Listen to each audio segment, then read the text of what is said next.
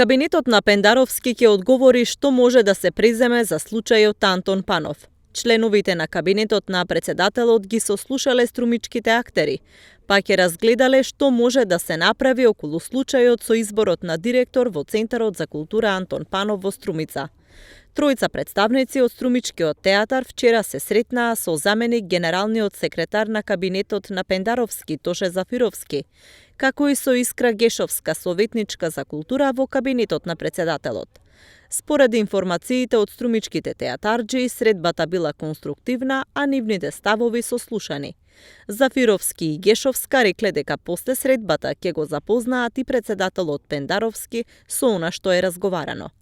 Актерите ја формираа иницијативата Култура или физкултура веднаш по објавените резултати од Министерството за култура за нивното решение за директор на Антон Панов. На конкурсот имаше тројца пријавени кандидати: актерката Оливера Ризанова Мансбарт, Јасмина Пијанманова, магистерка по менаџмент за култура, и доскорешниот директор на детската градинка Детска радост, инаку дипломиран професор по физичко образование Васил Бубев. Комисијата при Министерството за култура во образложението вели дека Ризанова немала доказ дека е позната актерка, додека и двете немале сертификат за познавање на англискиот јазик. Бубев пак според нив ги исполнувал формално правните услови. На реакциите дека Бубев поднел благодарница од учество на Ден на прас и учество на Струмички карневал како доказ за искуство во полето на културата, од Министерството не одговорија. Министерката за култура Ирена Стефовска во едно телевизиско интервју рече дека и биле врзани рацете за конкретниот случај, бидејќи не можеле да преземат ништо. Сепак, актерите сметаат дека ваквите изјави се неприфатливи, а односот на Министерството игнорантски. Тие уште еднаш апелираа да се реши случајот и да се остави културата на уметниците.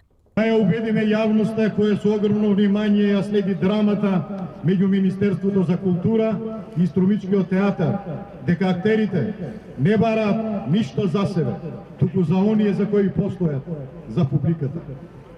Зар не е достатен фактор што не само театрите, туку целата општествена јавност смета дека е направена грешка која може катастрофално да се одрази на севкупното живење, но која може да се поправи со малку повеќе разбирање.